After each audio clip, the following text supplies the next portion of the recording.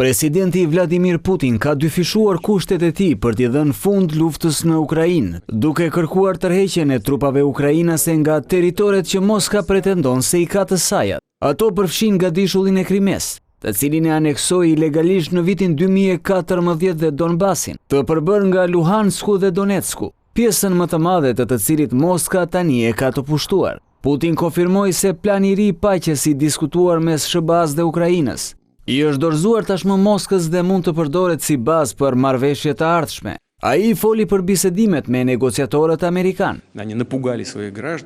Ne diskutuam zgjidhjen e konfliktit në Ukrainë me negociatorët amerikan para vizitës time në Alaskë. Më pas, u formua lista me 28 pika.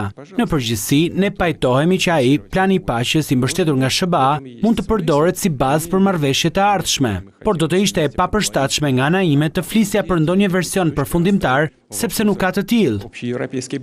I pyetur nëse Krimea dhe Donbasi mund të njihen de facto si ruse, por jo de jure, Putin u shpreh. Kjo është pika e diskutimit ton me homologët amerikan. Keni të drejtë, kjo është një nga temat më të rëndësishme.